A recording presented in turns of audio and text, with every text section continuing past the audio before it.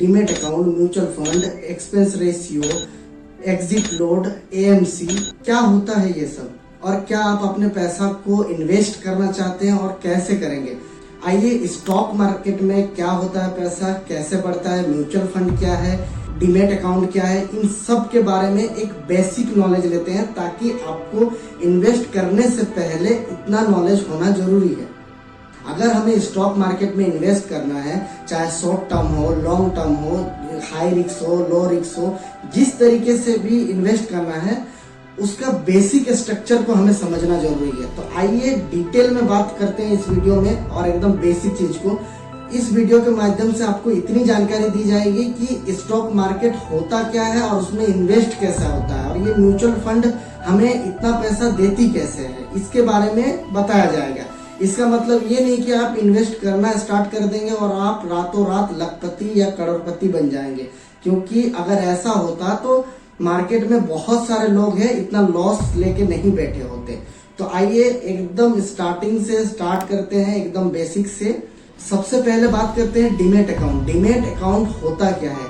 अगर आप इन्वेस्ट करना चाहते हैं, अपना पैसा को स्टॉक में लगाना चाहते हैं, तो उसके लिए आपको एक डीमेट अकाउंट होना जरूरी है। जिस तरह से आपका एक बैंक अकाउंट है और उस बैंक अकाउंट के अंदर आप अपने पैसा को पूरी तरीके से एक्सेस कर सकते हैं। एक्सेस इन द सेंस कि आप उस पे अपना पैसा क्रेडिट कर सकते हैं, डेबिट कर सकते हैं, ये अपडेट कर सकते हैं। आप अपने बैलेंस को चेक कर सकते हैं, कहाँ कितना पैसा आपका खर्चा हुआ वो पासबुक में आप उसको प्रिंट करवा सकते हैं। या यूं कहा जाए कि आपके बैंक अकाउंट के माध्यम से आप जितने भी ट्रांजैक्शन कर रहे हैं उसका फुल डिटेल ले सकते हैं। तो ये कहीं गलत नहीं होगा, ये एक बैंक का काम हुआ। उसी तरह से एक डीमेट अकाउंट बनाना पड़ता है। उस डीमेट अकाउंट के अंदर आप अगर इन्वेस्ट करना चाहते हैं तो उसमें आपका स्टॉक सेव रहता है, आपका फंड सेव रहता है।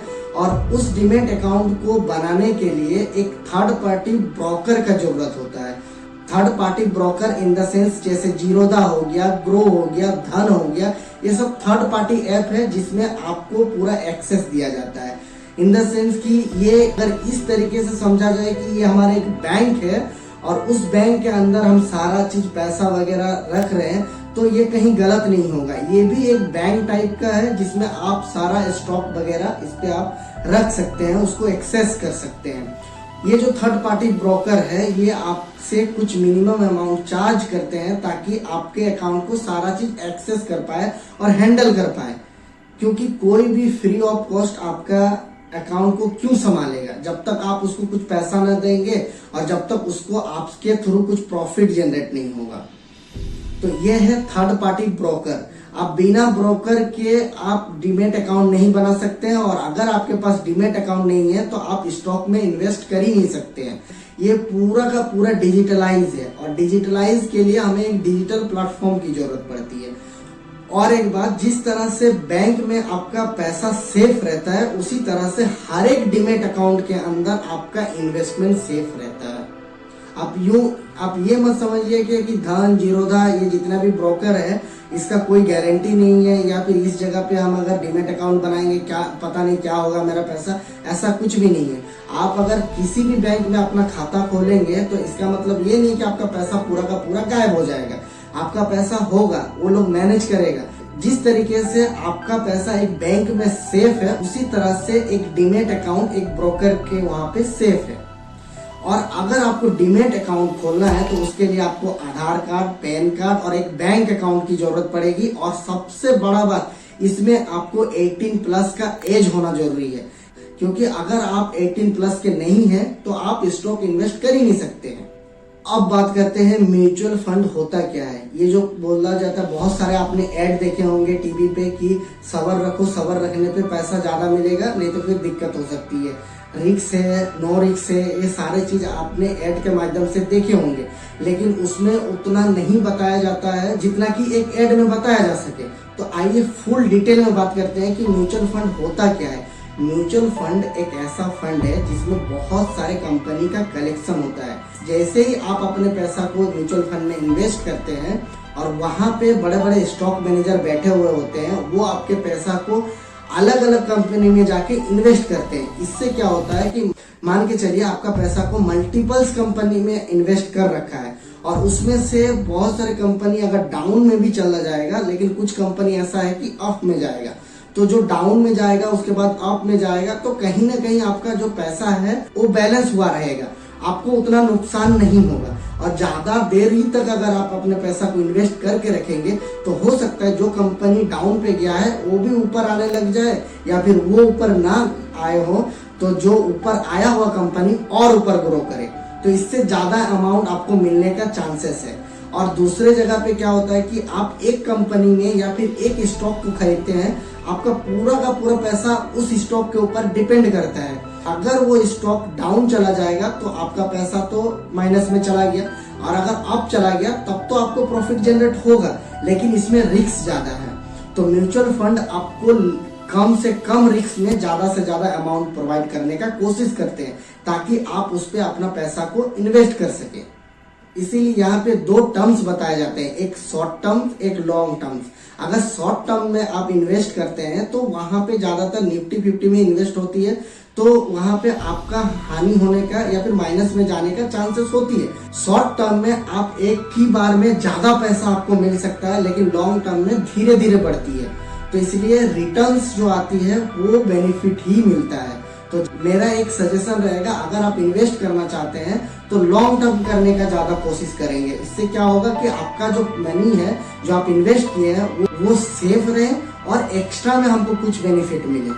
हो सकता है लॉन्ग टर्म में आपको 2 गुना 3 गुना 4 गुना तक भी मिल सकता है, लेकिन इसका कोई गारंटी नहीं है। ये पूरा का पूरा आपके रिस्क के ऊपर होता है, लेकिन ज्यादा से ज्यादा 90 to 95% चांस होता है कि आपको एक्स्ट्रा ही पैसा मिलेगा लॉन्ग।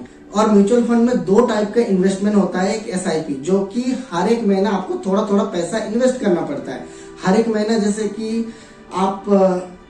कि आप अगर हर एक महीना में 2000 इन्वेस्ट कर रहे हैं तो आपको कंटिन्यूअसली 2-2 हजार करके इन्वेस्ट करते जाना है। ये एक पैटर्न बन जाता है, और उसके थ्रू आप और उसके हिसाब से वहां का जो बड़े बड़े इन्वेस्टर है और बड़ा बड़ा स्टॉक मैनेजर है वो आपके पैसा को आसानी से अच्छे अच्छे कंपनी में लगा रहे होते हैं, तब जाके आपको रिटर्न में अच्छा वैल्यू मिलता है।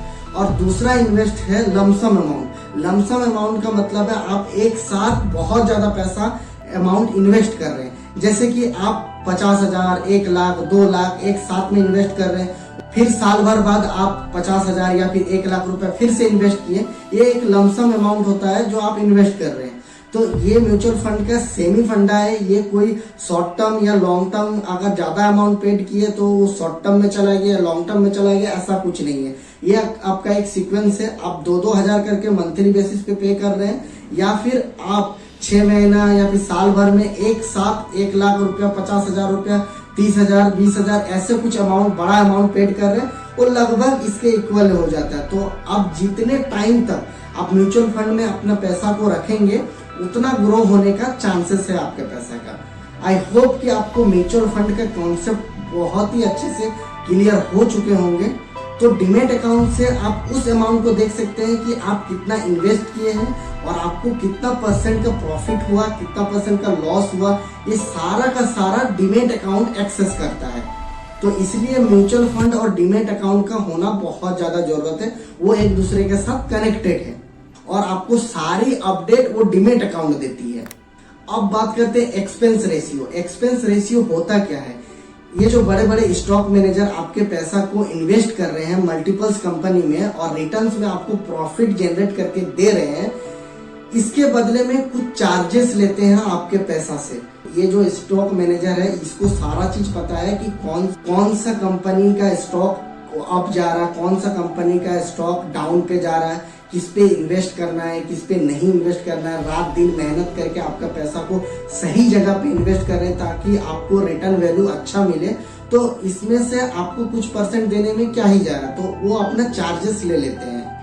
इसी को कहते हैं एक्सपेंस रेशियो। अब बात करते हैं एग्जिट लोड के बारे में। एग्जिट लोड होता क्या है? अगर मान के चलिए आप म्यूचुअल फंड में इन्वेस्ट कर रहे हैं, चाहे वो शॉर्ट टर्म के लिए हो चाहे लॉन्ग टर्म के लिए हो, आपको पहले आप तो ये सोच के इन्वेस्ट कर रहे हैं कि आप लॉन्ग टर्म में इन्वेस्ट करेंगे और सडनली आपको पैसा का जरूरत पड़ गया और उसी में से आप ब्रेक करके अपना सारा पैसा आप निकालना चाहते हैं, तो उस टाइम पे आपसे कुछ अमाउंट काट लिए जाएंगे और कुछ आपको मिलेगी।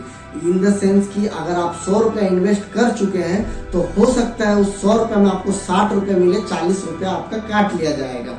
तो इसी को बोलते हैं एग्जिट लोड। इसमें आपका ही अमाउंट को काट के आपको पैसा रिफंड किया जाता है। इसमें कोई गारंटी नहीं कि आपका पूरा का पूरा अमाउंट आपको रिफंड मिलेगा। अगर आप ज्यादा दिन तक अपने पैसा को वहां इन्वेस्ट करके रखे हैं और अगर आपका पैसा प्रॉफिट में है तो हो सकता है आपका पैसा आपको रिटर्न मिल जाएगा, लेकिन ज्यादातर जब आप शॉर्ट टर्म में अगर पैसा निकाल रहे हैं तो आपको एग्जिट लोड उसको देना ही पड़ेगा। अब बात करते हैं एएमसी के बारे में, एसेट मैनेजमेंट कंपनी। ये वो कंपनी है जो आपके फंड को मैनेज करती है। ऐसा नहीं कि आप कोई भी कंपनी में आप फंड रेस करेंगे और कंपनी डूब जाएगा, ऐसा नहीं।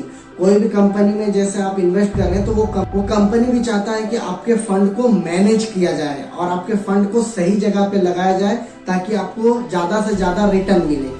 आई होप कि आपको एक इन्वेस्ट करने के लिए जो इन्फॉर्मेशन जरूरत होती है, बेसिक इन्फॉर्मेशन, वो आपको मिल गई है। और अगर इस वीडियो के माध्यम से आपको थोड़ा सा भी सीखने को मिला है तो आप मुझे कमेंट करके जरूर बताना। और अगर आप चाहते हैं कि स्टॉक मार्केट को लेके और भी डीपली वीडियो बनाया जाए तो आप मुझे ये भी कमेंट करके बताना ताकि मुझे मोटिवेशन मिले और दूसरा वीडियो आपके लिए बना सकूं। और ये वीडियो को लाइक करना ना भूलिएगा दोस्तों, और ऐसे ही इंफॉर्मेटिव वीडियो के लिए आप मुझे सब्सक्राइब कर सकते हैं।